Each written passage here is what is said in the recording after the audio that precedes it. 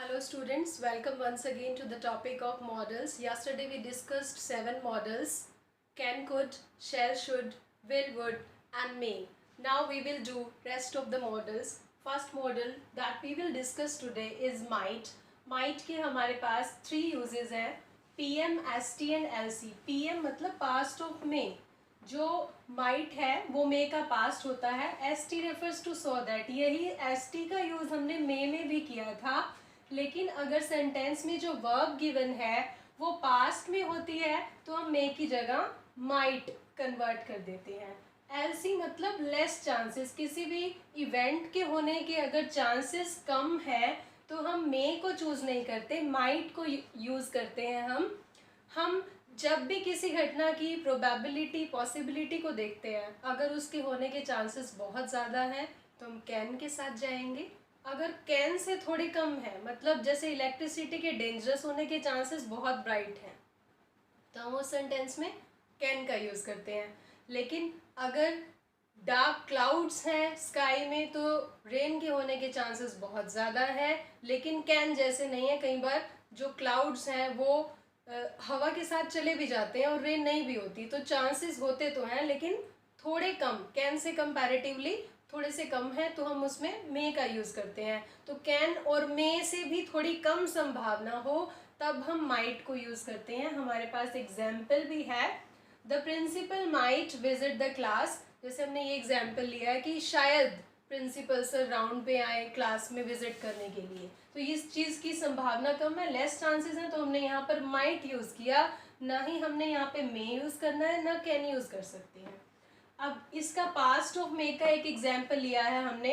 He asked if he might come in. Narration जब हम discuss करेंगे तो हम डायरेक्ट और इनडायरेक्ट स्पीच देखेंगे. अब ये इनडायरेक्ट स्पीच में कन्वर्ट किया हुआ सेंटेंस है. आपने इनडायरेक्ट डायरेक्ट अगर आपने नरेशन नहीं भी पढ़ी हुई तो भी आप इसको कैसे अंडरस्टैंड करेंगे कि यहाँ पर माइट आएगा. ही आस्क्ड, यहाँ पे हमने देखा कि आस्क्ड है, ये सेकेंड फॉर्म है. सेकेंड फॉर्म होने के कारण यहाँ पर हमने मे का पास्ट माइट यूज कर दिया. It's simple. सो दैट के साथ आपको मैंने बताया था प्रीवियस वीडियो में, जिसका लिंक इसी वीडियो के डिस्क्रिप्शन में मैं आपके साथ शेयर कर रही हूँ. सो दैट के साथ आपको बोला कि यहाँ पर हमने मे यूज करना है, लेकिन उसमें क्या कंडीशन थी, हमारी जो वर्ब है वो प्रेजेंट टेंस में होती है. बट यहाँ पे हमारे पास सो दैट भी है, लेकिन जो वर्ब गिवन है वो पास्ट की है. पास्ट की वर्ब होने के कारण हमने मे को किस में कन्वर्ट कर दिया, माइट में कन्वर्ट कर दिया.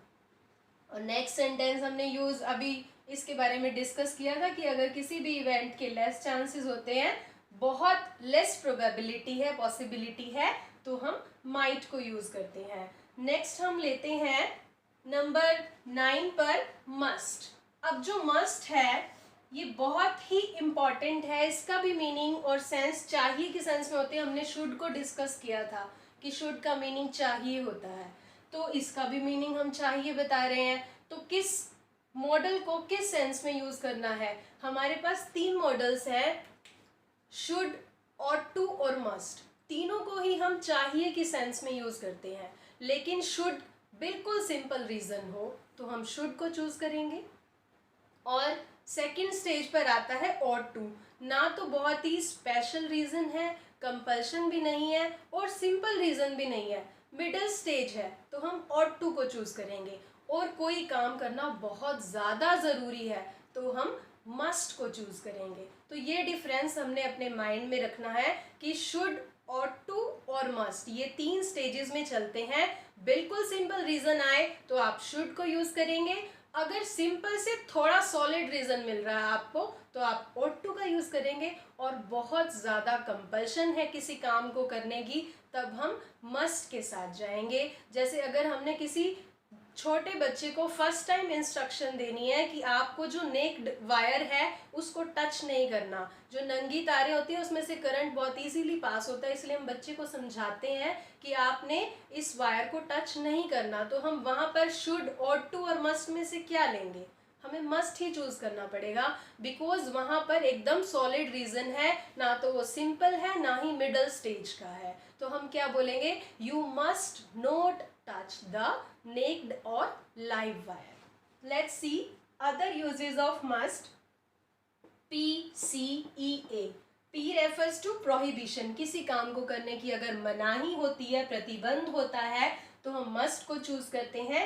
C refers to compulsion. बहुत ज़रूरी है कोई काम करना, अर्जेंसी है किसी काम में, तो हम यहाँ पर कंपल्शन की सेंस में भी मस्ट का यूज करते हैं. EA किसको रेफर करता है? एम्फैटिक एडवाइस. एडवाइस के लिए कल मैंने आपको बताया था कि एडवाइस अगर आएगी तो हम शुड का यूज करेंगे, लेकिन यहाँ पर हम क्या कह रहे हैं? एम्फैटिक एडवाइस, जोरदार सलाह दी गई है, बहुत ज़्यादा इम्पॉर्टेंट है वो सजेशन. तो अगर ऐसा आपको फील होता है, सेंस को समझना बहुत ज़रूरी है मॉडल्स को करते हुए. अगर आप सेंटेंस की सेंस को समझ जाएंगे तो ही आप अंदाज़ा लगा पाएंगे कि कौन सा मॉडल हमें यहाँ पर यूज़ करना है. इसके एग्जाम्पल्स देखते हैं. You must not touch your face in order to stay away from Corona. अगर आप कहीं विजिट करके आए हैं और आपने अभी हैंड वॉश नहीं किए, तो आपके लिए बहुत ज़्यादा ज़रूरी है कि आप अपना फेस टच ना करें. हैंड वॉश करना बहुत ज़रूरी है उससे पहले. और फिर है हमारे पास कंपल्शन की सेंस में, I must go there immediately. मुझे अभी के अभी वहाँ जाना होगा. कोई कंपल्शन है किसी को कहीं पर जाने की, अर्जेंसी है, तो उस सेंस में भी हम मस्ट को चूज करेंगे. नेक्स्ट है हमारे पास emphatic advice. You must read this book, it's amazing. हमने बहुत अच्छी कोई बुक लगी और वो किसी को बता रहे हैं कि तुम्हें ये बुक जो है वो ज़रूर पढ़नी चाहिए. जहाँ पर बहुत ज़रूरी है कोई काम करना, वहाँ पर भी हम मस्ट को यूज़ करते हैं. नेक्स्ट देखते हैं हम डेयर. डेयर का यूज़ बिल्कुल ईजी है एज अ मॉडल. इस डेयर मॉडल को हम या तो नेगेटिव या फिर इंटेरोगेटिव सेंटेंसेस में ही एज अ मॉडल यूज़ करते हैं. अगर सेंटेंस सिंपल हो जाएगा तो डेयर एज अ वर्ब बन जाएगा, वहाँ पर वो मॉडल नहीं रह जाता. तो आपको ये ध्यान रखना है, जहां पर भी डेयर यूज होगा वो सेंटेंस या तो नेगेटिव होगा या इंटेरोगेटिव होगा. इसके 2 एग्जांपल्स हमने साइट किए हैं. How dare you talk like that. तुम्हारी हिम्मत कैसे हुई ऐसे बात करने की. अगर किसी ने किसी के साथ बदतमीजी से बात की है तो ये सेंटेंस जनरली हमें सुनने में आता है, how dare you talk like that. तो डेयर मतलब हिम्मत करना. I dare not face him. अगर आपने किसी के साथ बुरा व्यवहार कर दिया लेकिन एक्चुअल में वो उस बैड कंडक्ट को डिजर्व नहीं करता था, तो आप उसको फेस करने में डिफ़िकल्टी फील करते हैं कि नहीं, अब मैंने उसके साथ गलत किया, I dare not face him. मेरे अंदर उसका फेस मतलब देखने की हिम्मत नहीं हो रही, मैं उसको फेस नहीं कर पा रहा, मैं उसका सामना नहीं कर पा रहा. फेस यहाँ पर वर्ब है, फेस मतलब सामना करना, और डेयर यहाँ पर एज अ मॉडल है. हम जनरली ये बात कहते हैं कि जहाँ पर भी मॉडल्स आते हैं वहाँ पर उनके साथ वर्ब की फर्स्ट फॉर्म यूज होती है. तो मॉडल्स और वर्ब में डिफरेंस है. जहाँ पर मॉडल्स होंगे वहाँ पर फर्स्ट फॉर्म भी आपको मिलेगी. Modals are not verbs. ये जो है मूड बताएंगे सेंटेंस का, स्पेशल फीलिंग को हाईलाइट करते हैं. नेक्स्ट मॉडल हम देखते हैं नीड. नीड भी डेयर की तरह बिल्कुल सिंपल है, इसका भी फंडा नेसेसिटी के लिए यूज होता है. You need not worry. तुम्हें चिंता करने की ज़रूरत नहीं है. Everything will be well. सब कुछ ठीक हो जाएगा. नेक्स्ट जो है हमारे पास मॉडल वो है यूज्ड टू. इसका हम जनरली अपनी स्पोकन जो कॉन्वर्सेशन कम्युनिकेशन करते हुए बहुत यूज़ करते हैं इस मॉडल को. यूज्ड टू किस सेंस में यूज़ होता है? पास्ट हैबिट के लिए. कोई ऐसी हैबिट जो हमारे पास्ट में तो थी हमारे अंदर, या किसी में भी पास्ट में तो थी बट नॉट नाउ, लेकिन अब नहीं है. इसका एक एग्जाम्पल है, we used to go to the same school. Now I am not school going.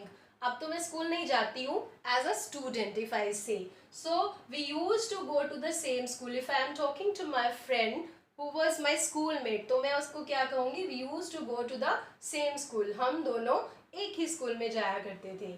और दूसरा जो यूज्ड टू का यूज है वो है पास्ट स्टेट.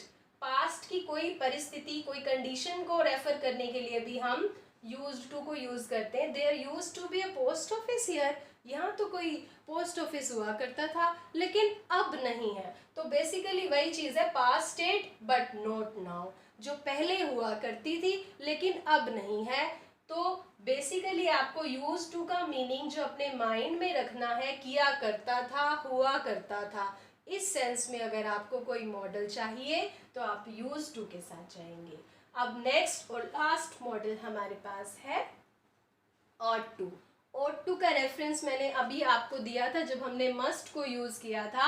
मस्ट के यूजेस में मैंने आपको बताया था कि मस्ट का मीनिंग चाहिए होता है, शुड का मीनिंग भी चाहिए और ought to का मीनिंग भी चाहिए होता है। इसके क्या यूजेस हैं? MD, ST and A। MD refers to moral duty, social duty and advice।